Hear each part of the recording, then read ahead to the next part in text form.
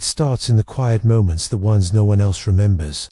Maybe it's a dinner table where everyone laughs at a joke you don't understand. Maybe it's a family photo where you're standing there, smiling, but you feel like a guest in your own story. Or maybe it's that hollow silence after a gathering, when you realized you spent the whole night trying to belong instead of actually being yourself. And somewhere deep inside, a small voice whispers a truth you've never said out loud. Why do I feel like the outsider in my own family? Feeling like the outsider in your own family is one of those experiences that hides in plain sight. You don't always have a name for it. You don't always have the language to describe it. You just know that something feels off.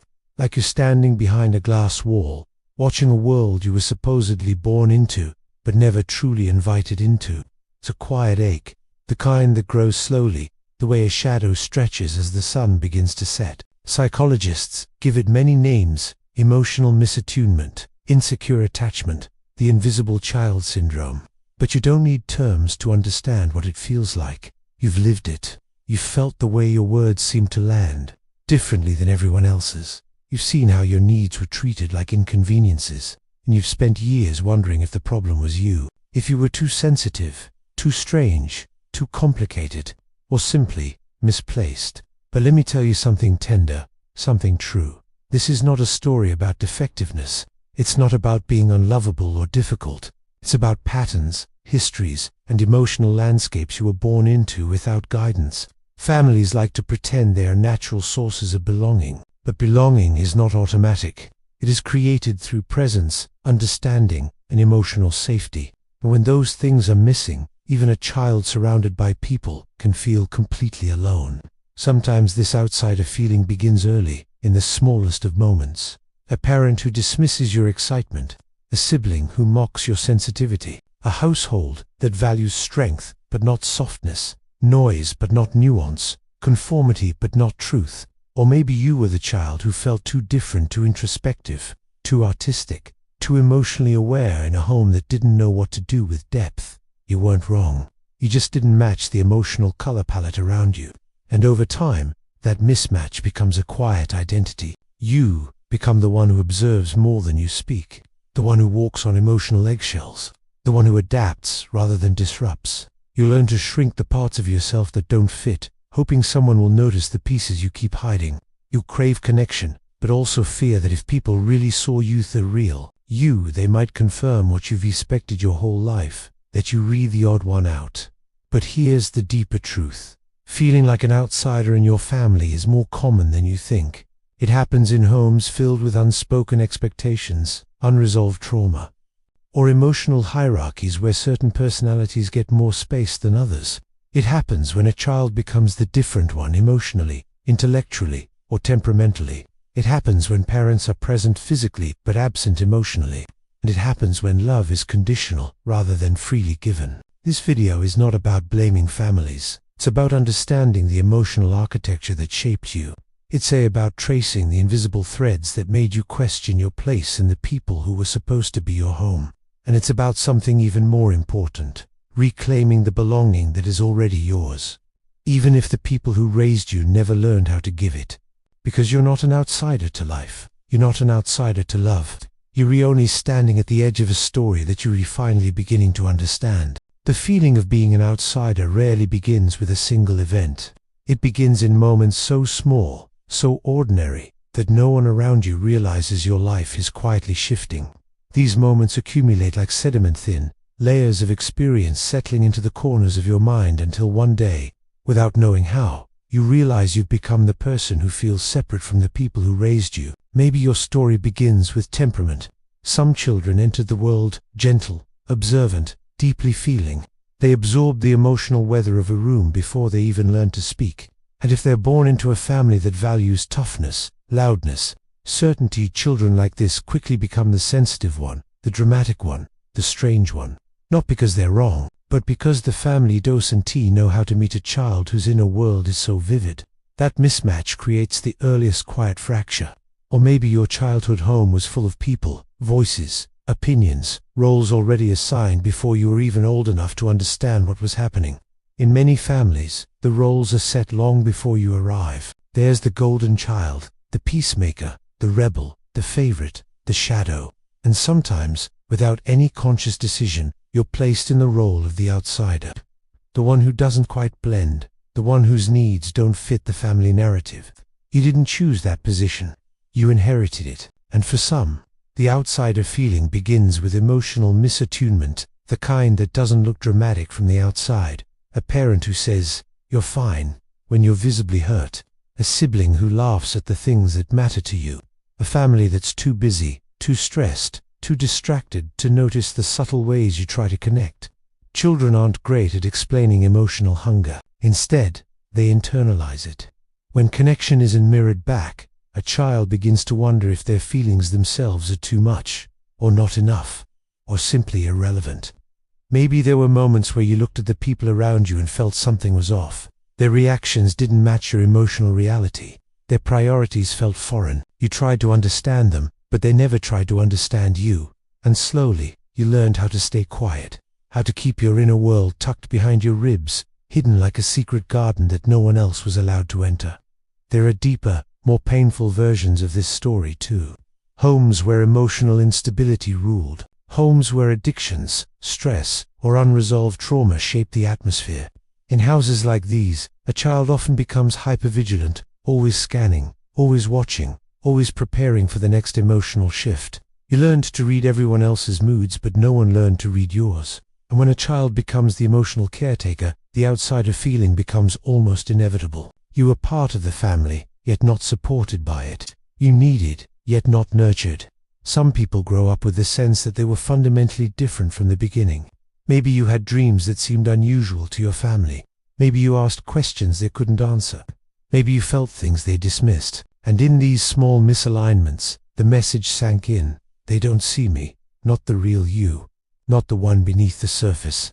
The origin story often includes a moment subtle or dramatic. You realized you had to shrink who you were to survive. Maybe you dimmed your curiosity. Maybe you muted your creativity. Maybe you learned to wear a mask so convincing that even you forgot what your face looked like underneath. And once the mask was in place, the outsider identity solidified. After all, how can you feel like you belong when you're not allowed to show the parts of yourself that make you? And then comes adolescence, the time when most people begin claiming their identity. But for someone who already feels like an outsider, adolescence can deepen the divide. You start noticing how different your values are, how your emotional needs are met everywhere except home, how you understand things they don't talk about. And instead of finding your reflection in your family, you find distance, misunderstanding, sometimes even resentment. By the time adulthood arrives, the feeling has woven itself into your bones. It becomes part of your story, sometimes a source of pain, sometimes a strange kind of strength. You've learned how to navigate the world without expecting belonging. You've learned how to create your own emotional language because no one taught you theirs. And though you may not see it yet, this experience, this outsider role also shaped your depth, your intuition, your empathy. But before any healing can begin, you have to understand where the feeling came from.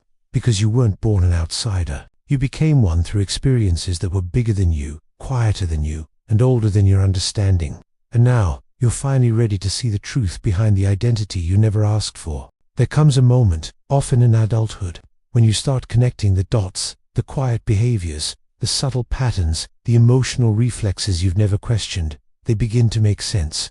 They begin to reveal a truth you always felt but never had the words for. You didn't just feel like the outsider. You learned to live like one. And those patterns show up everywhere, shaping how you move through the world. One of the first signs is the way you instinctively pull back, even in rooms full of people you care about. You hover at the edges, watching before you speak, observing before you enter. It's not shyness, it's not insecurity.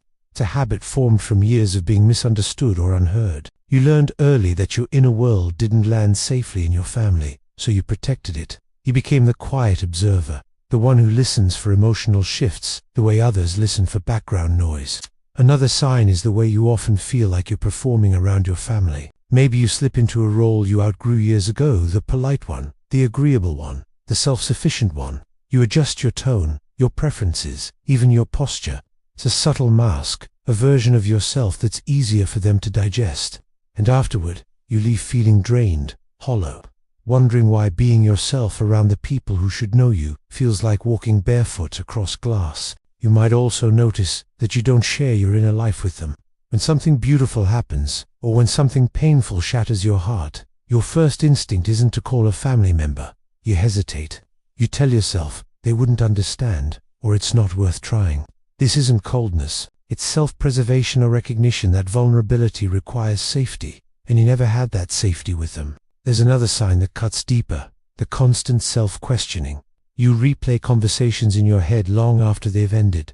You wonder if you sounded strange, if you were too honest, too emotional, too detached. Growing up as the outsider teaches you to monitor yourself endlessly, as if you're an actor trying to hit the right emotional notes. And even as an adult, the smallest misunderstanding can send you spiraling into self-doubt. You learn to mistrust your instinct because no one mirrored your feelings back to you with kindness. You might notice how you become the emotional thermostat in other relationships. You read people quickly. You sense tension before it's voiced. You adjust yourself to maintain harmony. This is the legacy of never feeling emotionally safe in your family. You became hyper-tuned, almost psychic, to the emotional atmosphere of any room. It's a survival strategy that feels like intuition, but was actually born from necessity. Another symptom is the ache that hits during family gatherings. Not the loud kind, but the quiet, aching sadness that whispers, "Why do I still not feel like I belong here?" You watch the dynamics unfolding, the inside jokes, the familiar rhythms, and, even when you're physically present, there's a distance, a glass wall, a sense that you're visiting, not returning home. And afterward, you feel emotionally hungover, as though you spent hours holding your breath. You might also carry a deep, private guilt, a sense that you're the one who's different, the one who can't connect, the one who sees too much or feels too deeply. You blame yourself for not fitting in, not realizing that you were shaped by an environment that didn't know how to receive you. And because of that, you often over-explain yourself, apologize unnecessarily, or minimize your needs because you were taught they didn't matter. Another sign is your hyper-independence. You learned early that relying on your family led to disappointment or misunderstanding, so you became good at doing everything alone emotionally, mentally, sometimes even physically. People may admire your strength, your competence, your self-sufficiency, but they don't see the loneliness behind it. They don't see the child inside who stopped asking for help because help never felt safe. And perhaps the most painful sign is the way you question your own identity. Being the outsider means you were never fully reflected by the people who were supposed to mirror your humanity. So now, you search for pieces of yourself in books, friendships, strangers, experiences.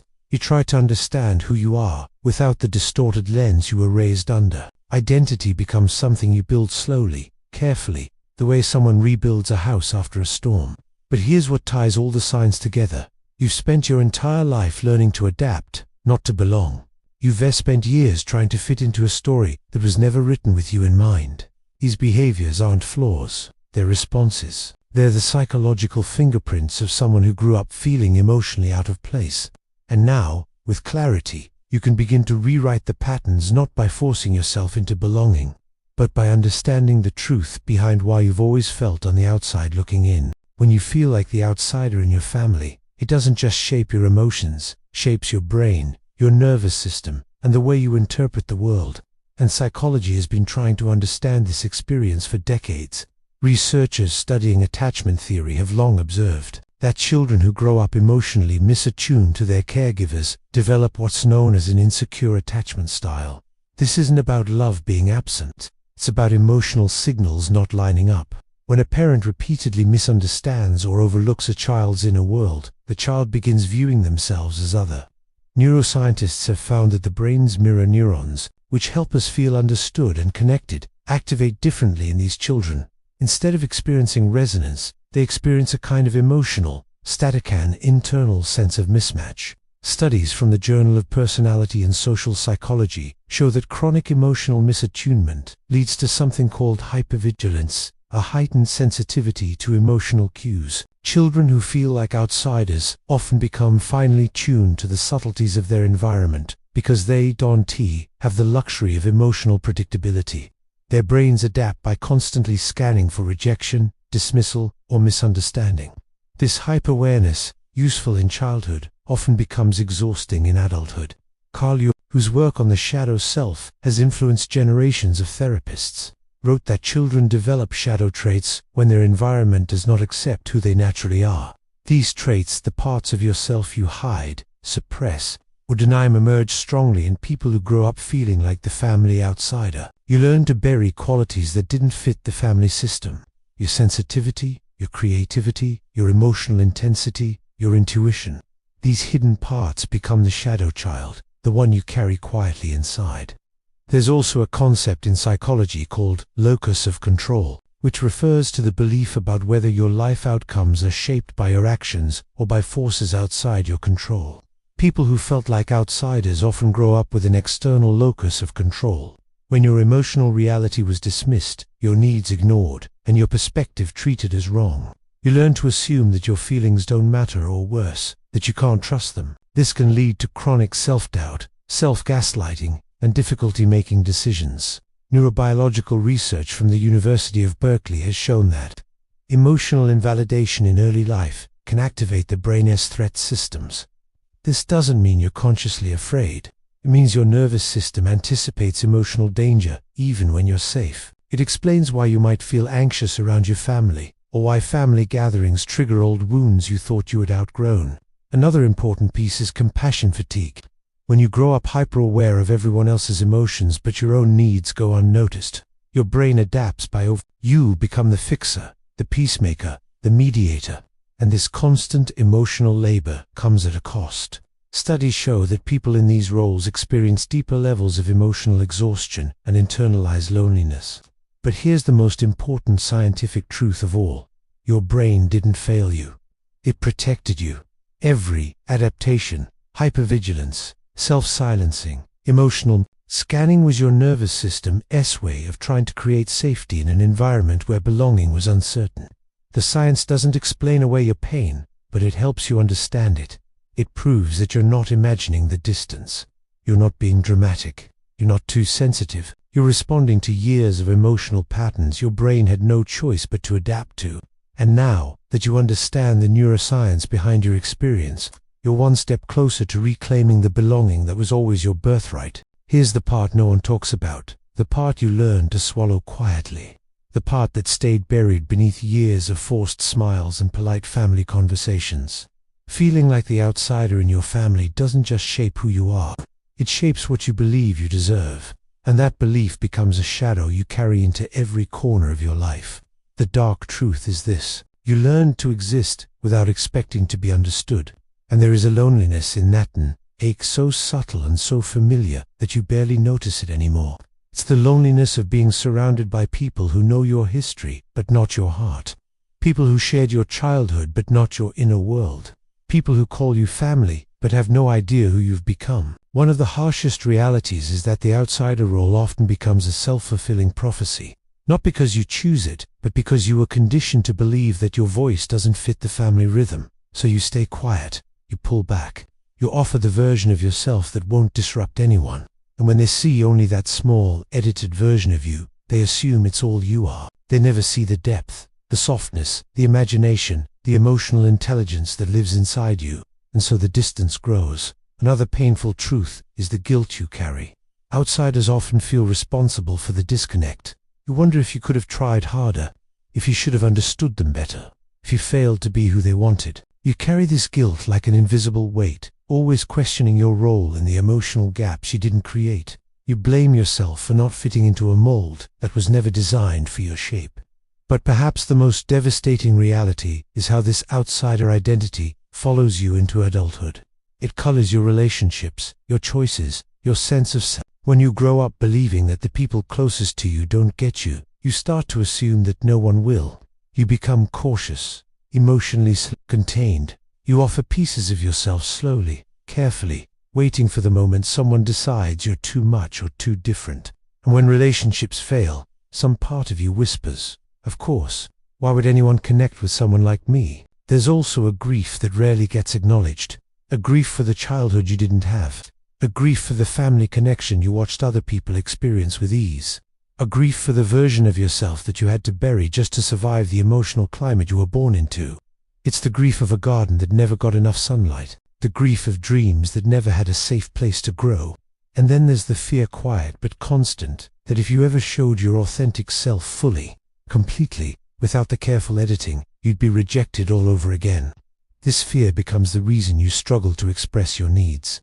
It becomes the reason vulnerability feels dangerous. It becomes the reason you sometimes walk away from people who care about you, because deep down, you're waiting for the familiar sting of emotional distance to reappear.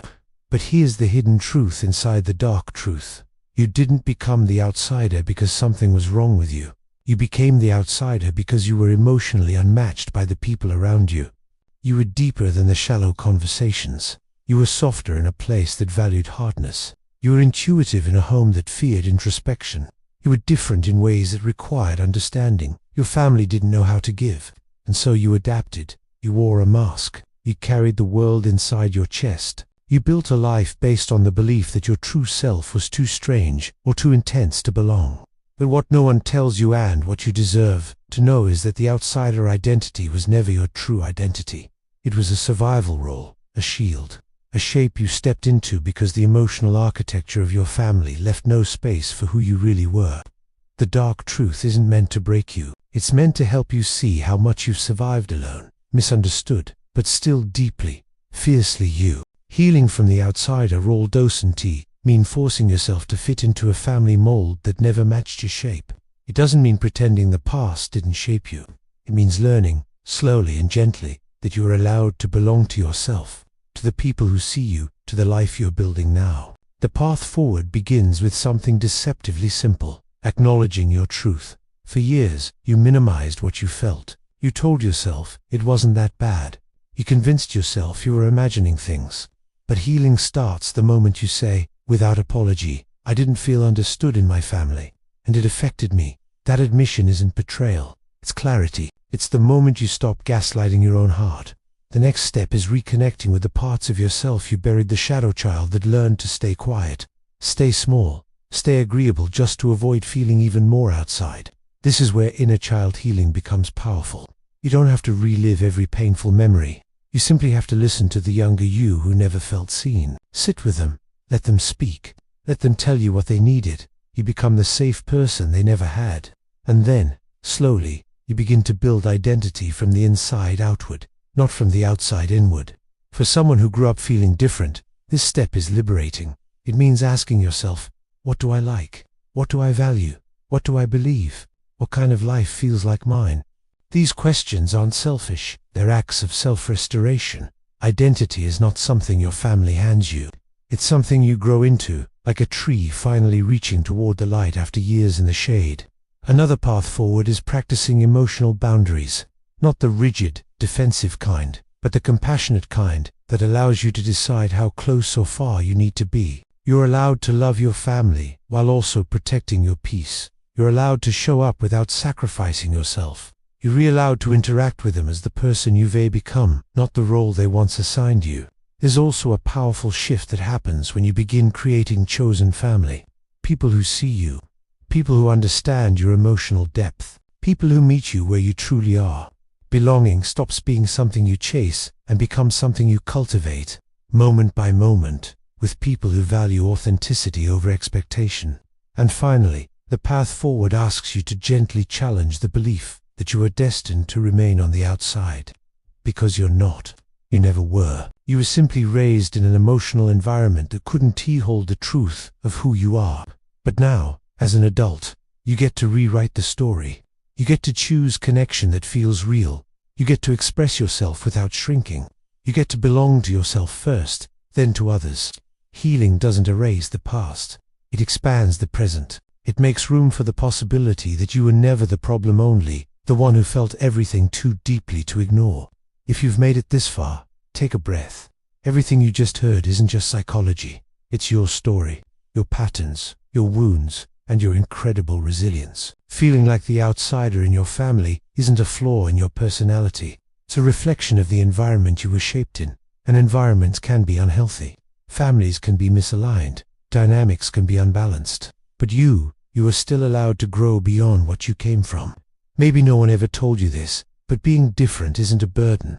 It's a signal, a sign that your inner world works differently, that you saw things others ignored, that you felt things no one wanted to acknowledge. that you questioned the behaviors everyone else accepted. Outsiders aren't weak, they're perceptive. They're the ones who notice what's broken, and often, they're the ones who end up healing what the family refused to see. You don't owe anyone the smaller version of yourself just to fit in. You don't owe anyone the quiet version of yourself just to keep the peace. And you don't owe anyone the wounded version of yourself just to maintain familiarity. You are allowed to evolve, even if it takes you away from the roles your family assigned you. And if a part of you still feels guilty for stepping back, setting boundaries, or choosing a new path, remember this. You're not rejecting your family, you're rejecting the pain you were never meant to carry. You're not abandoning them, you're choosing yourself. Healing doesn't always look like reconciliation. Sometimes it looks like self-respect. Sometimes it looks like realizing that being the outsider was actually your first act of self-preservation. Sometimes it's the universe's way of nudging you toward a different kind of belonging, one you build, not one you're forced into. So take that feeling of being an outsider and let it guide you toward the life where you finally feel at home inside yourself. You're not alone, and you never were.